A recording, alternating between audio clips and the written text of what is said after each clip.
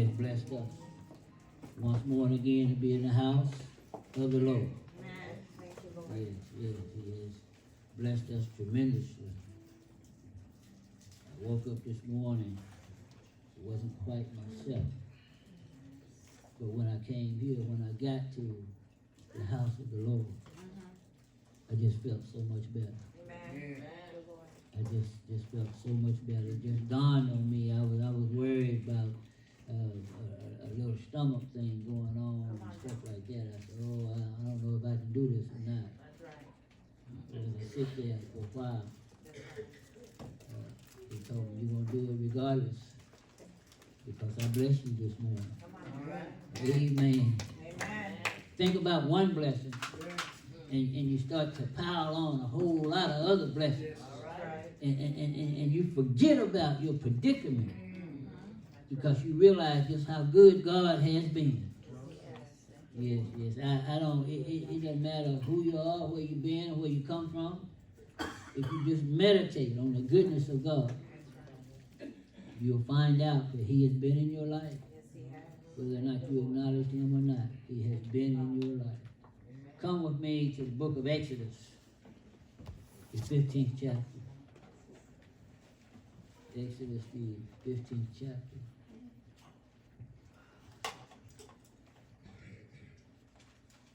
I think in this day and age, people just forget how powerful God is.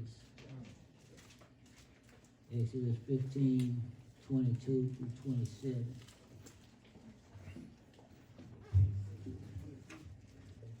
Exodus 15, 22 through 27.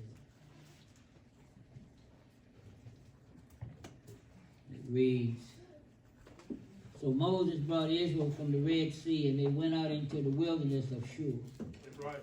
And they went 3 days in the wilderness and found no water.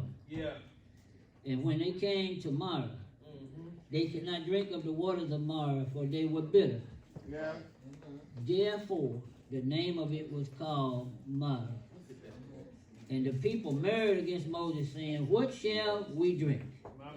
And he cried unto the Lord, and the Lord showed him a tree, which when he had cast into the waters were made sweet. Yes. There he made for them a statute and an ordinance, and there he proved them, and said, if thou wilt diligently hearken to the voice of the Lord thy God, and do that which is right in his sight, Yes, sir. and will give ear to his commandments, and keep all his statutes, Yeah, yeah. I will put none of these diseases upon thee, which I have brought upon the Egyptians, for I am the Lord that healeth thee. Yeah, yeah. I am the Lord that healeth thee. And 27 says, and they came to Elim, where were 12 wells of water, and 70 palm trees, and they encamped there by the waters. Well, just a little while, I want to talk about a bitter way of living. A bitter way of living. All right. Very often, our learning, in our learning, we have some lessons that are a bitter experience. Yet, while this is true, it is also true that experience is the best teacher. Yes, sir. Yeah, someone can tell you all about different things, but until you experience them yourself, sometimes we get a better understanding. You can tell a child repeatedly that that the stove is hot, but they never really get it until they have been burned. Yes, when this happens, they can relate to what the word hot really means. It's a lesson that they will never forget as long as they live. But it was a bitter lesson to have to learn. Yes, unfortunately, we all seem to possess this same characteristic. We have to be burned before we learn. Yes, Mother would always tell you, say, you're going to get burned. You didn't understand what burn meant till you put your hand on that stove again. In this passage, Israel is fresh from a great spiritual victory. They've been delivered from slavery. They've been given a new life, and they witnessed God destroying the enemies in the depths of the Red Sea. But now, 3 days later, they are faced with another trial. Yeah. Yes. After 3 days with no water, they come to this place called Mara. And while they're there, they learn 3 valuable lessons. All right. It's from these lessons that I want to focus in on this morning. It may be that somebody that's here this morning is going through a time of trial. Yeah. I don't know about you all, but it seems like I go through trial after trial. I told myself the other day, I'm almost 70 years old, and I'm still going through some trials. You learn some good lessons, but you have to allow the Lord to teach these lessons to you. I found out something, and I was telling my wife, I said, every time I listen to some fool, then I got something else to deal with. Yeah. See, if everything in your life is sailing along smoothly, then, you better look out. You better look out, because one day, you're going to come to your own mark, like these Israelites did. When this happens, you need the lessons. You need these lessons that we're going to talk about this morning.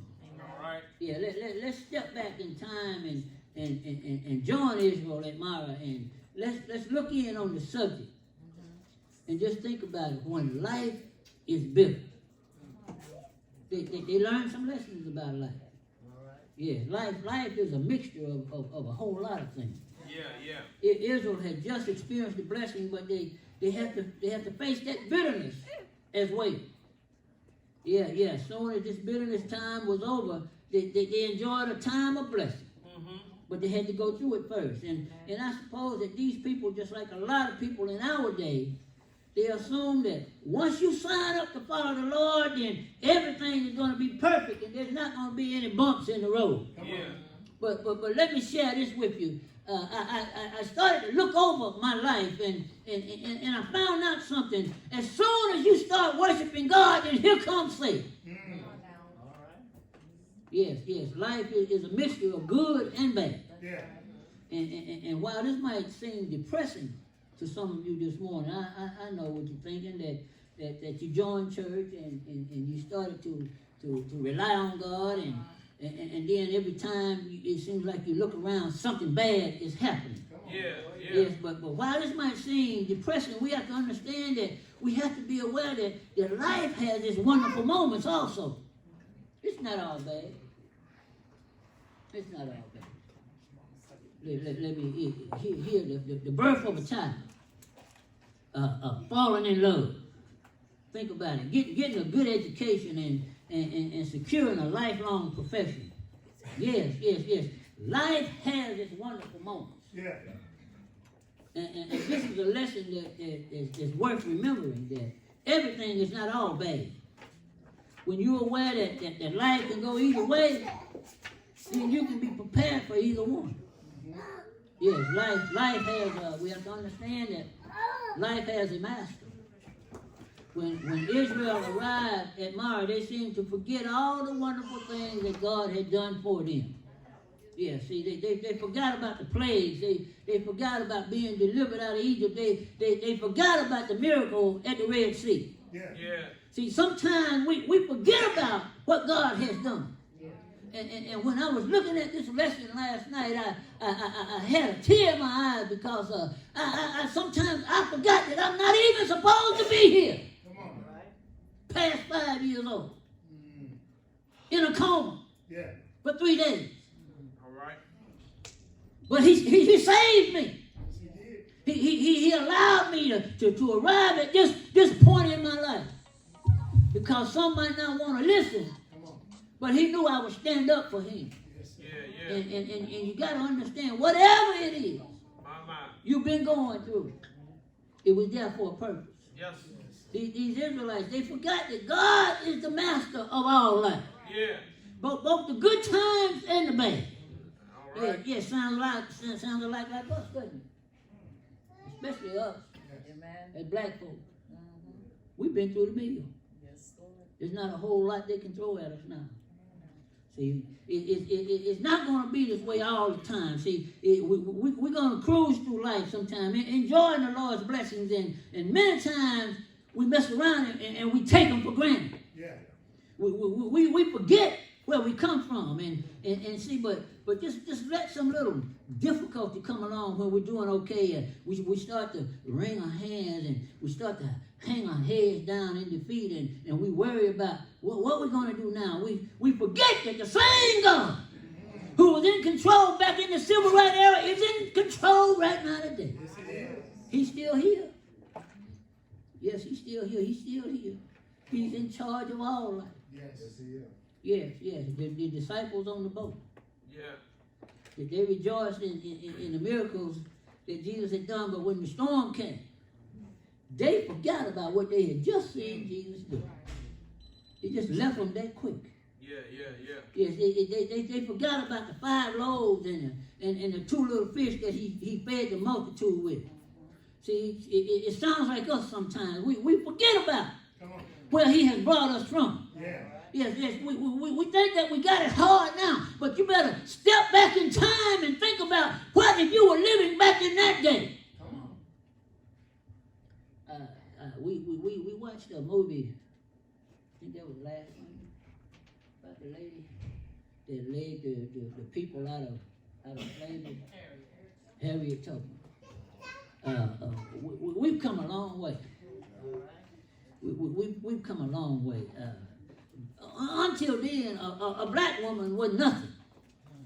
But Harriet Tubman put black women in the history books, and she put black women in another era, because all they thought about women was washing and cleaning and having babies and this, that, and the other. But see, we have to understand that God is always in control. Yes. Yeah. He writes history before it even happens. Y'all want to walk with me? Yes. Life itself has a ministry. God used all of those times, both the good and the bad, to minister to the Israelites. You have to understand that the Israelites were God's chosen people, but sometimes they got out of hand. They sounded like us. What they learned about God in both of these times of life shaped their perception of who God was. Yeah. And what he could do for them. And the same is true for us. Because every situation in life serves as a ministry. It serves as a ministry of God for us. Yes, he uses all the times in life to shape us in his image.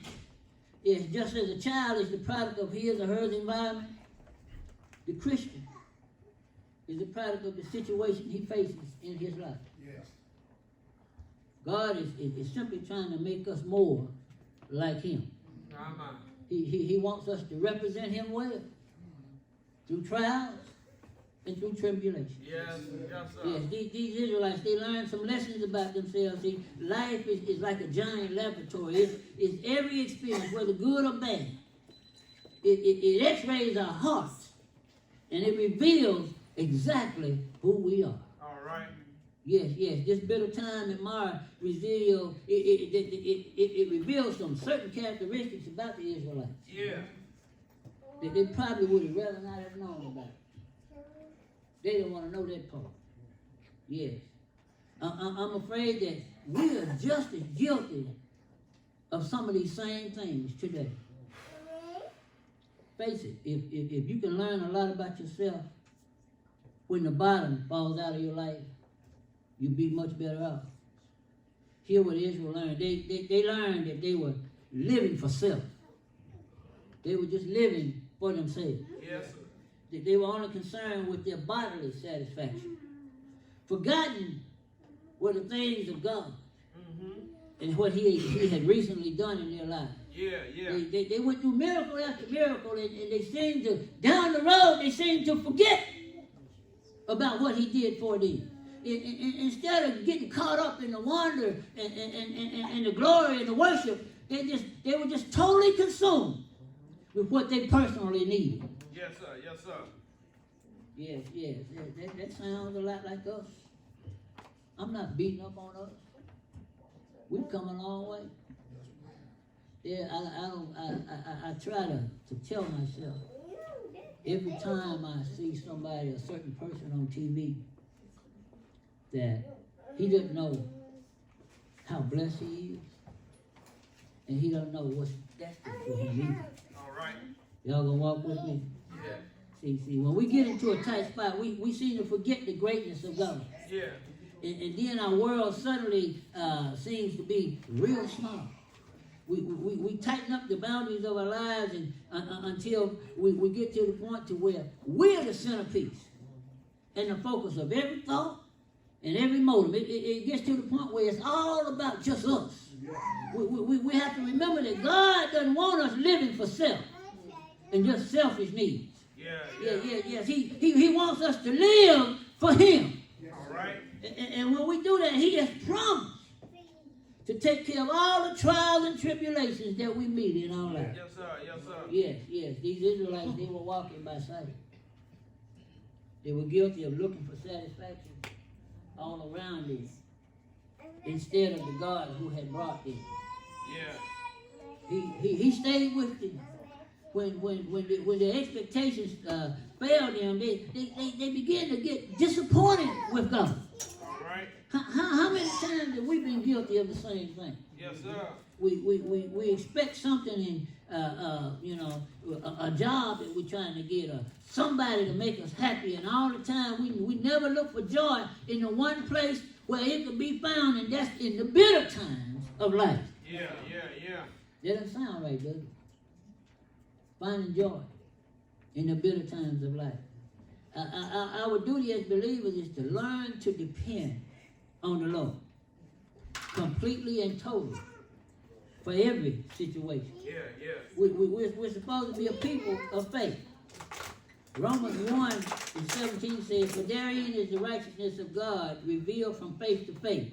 As it is written, they just shall live by faith."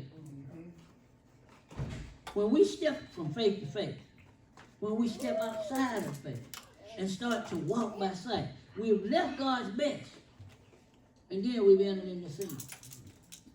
We forget about Him. We forget about who wakes us up every morning, Yeah. who puts food on the table, who allows us to go through our daily chores and then be able to enjoy some of the things in life. But these people, the Israelites, they were never satisfied. All right. They just 3 days before this has happened, they had seen the Lord destroy the greatest army in the world. They had seen Him part the sea and deliver Him. They had seen Him take that same sea and use it to defeat the Israelites, the Israelites' army, the Egyptian army, I'm sorry. And when these things happened, they opened their mouths and they praised God in song. But look what happened. Just because they were standing by a pool of bitter water today, they're complaining. Yeah. They're complaining because the Lord didn't do it their way. Yeah. He didn't defeat their enemies and then drive them to some sweet water. That's just like us. When we're on top of the mountain, we can be quick to glorify God and even stand up publicly and give Him thanks. But let just a little something, a little trial come our way, and then we whine, we gripe, and we complain about the terrible time we're having to go through. My mother always told me, she said, you need to have some hindsight. And I didn't understand that until Mama was gone and I was completely alone in my own life. And then I started to realize, we get to the point to where we want everything for ourselves. When we're on top of the mountain, we can be so quick to glorify God, and then just as soon as a little something comes into our life, we turn God loose. We step out of His plan, and we try to do it all by ourselves. But we have to learn that to give him glory in everything. When we're down in the valley, then praise him for his faithfulness. Whatever it is we face in life, we need to stick to God. Praise his name. Praise him in the middle of your predicament. Job praised him in the middle of his predicament of pain. He said, naked I came out of my mother's womb, and naked I will return thither. The Lord gave, and the Lord hath taken away. Yes, blessed be the name of the Lord. Yes. David, he said, blessed be the name of the Lord. I will bless the Lord at all times. His praise shall continually be in my mouth. Now, I realize that what we go through, sometimes it's hard to do that. But these people in the Bible, they learned some lessons about the Lord. They learned that he's always aware of our needs. Yes. God knew what they would face at this bitter place. He had planned their journey.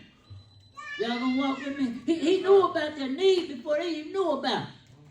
Nothing in your life takes God by surprise.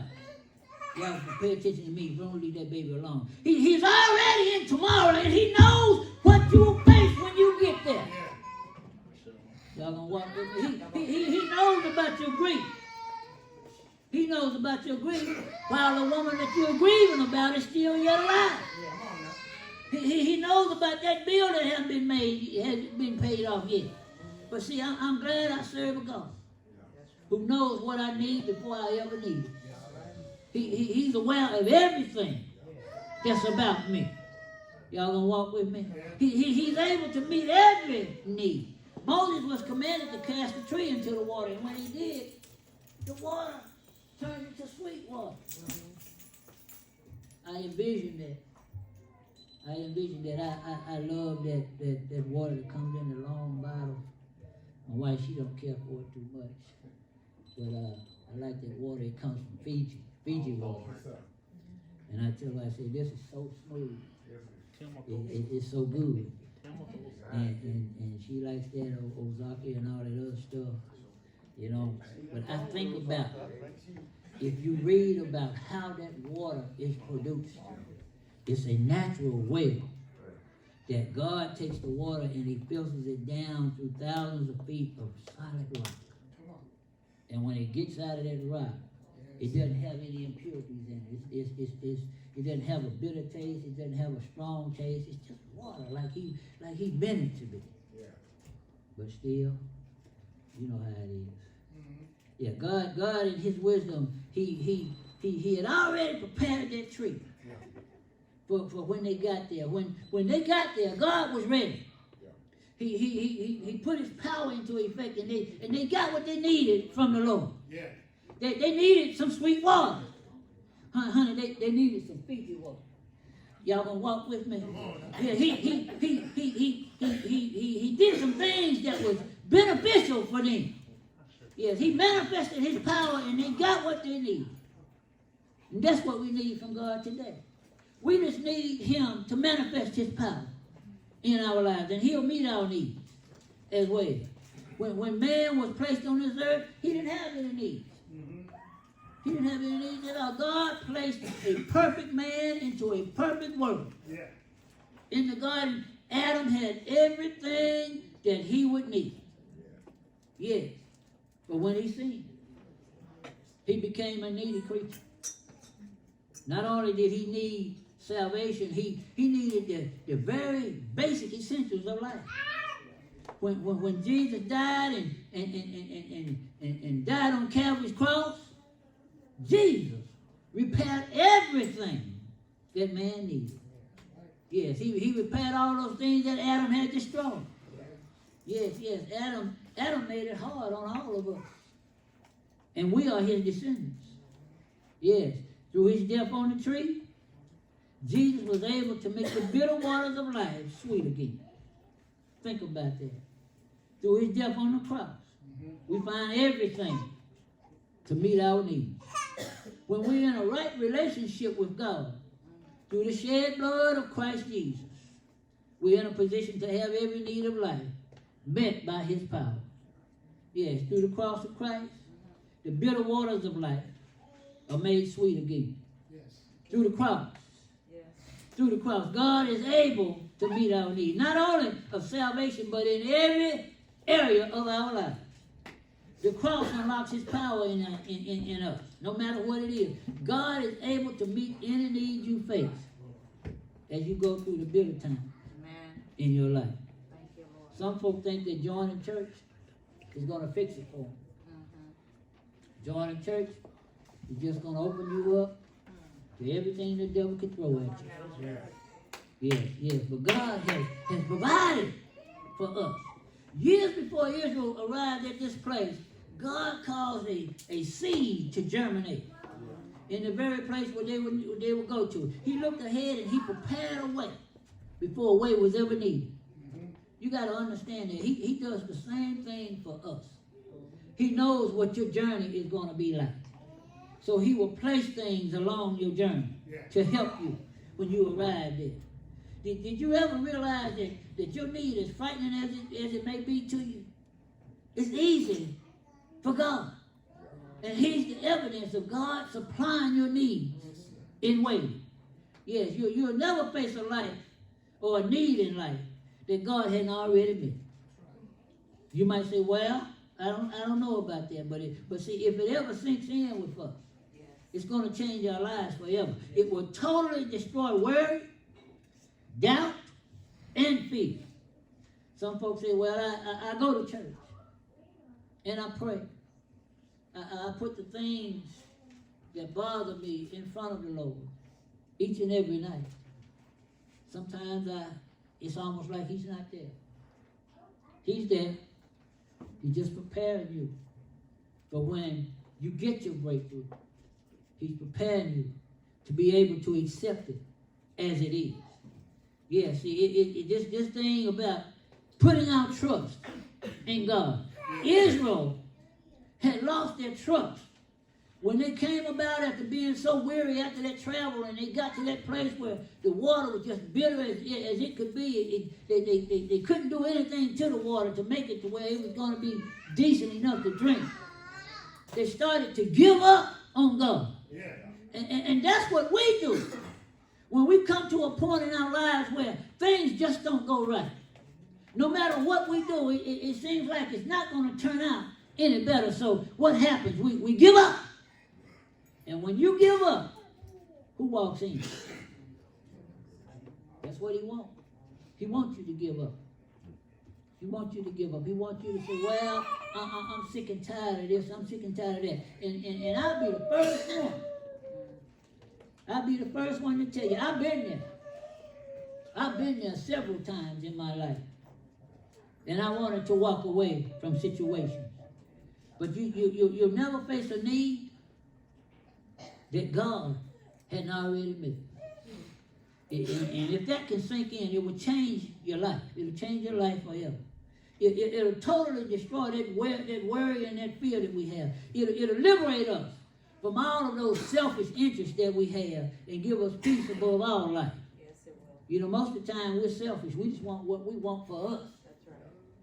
But a lot of times it involves not just you. It involves somebody else. It involves somebody in your family. It involves someone, a friend of yours. It involves someone, one of your co-workers or somebody like that. It's not just us that's drinking from a bitter cup. Come on now.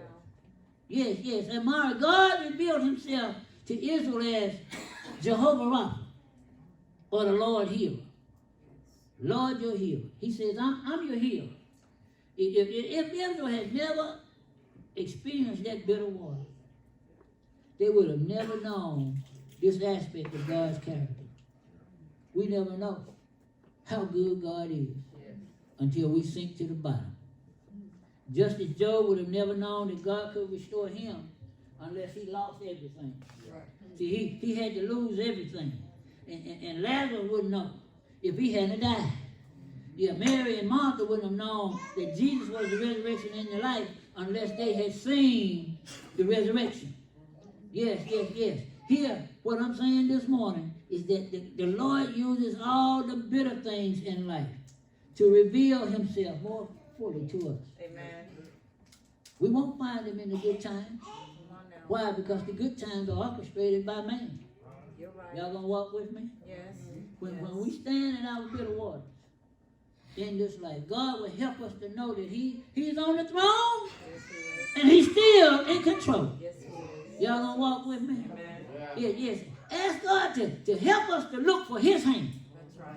and He'll always be there for you. And if you're like me, these lessons need to be taken to heart this morning, Amen. Hallelujah. especially me. I put especially me on me. Amen. You need to do the same Yes. for yourself.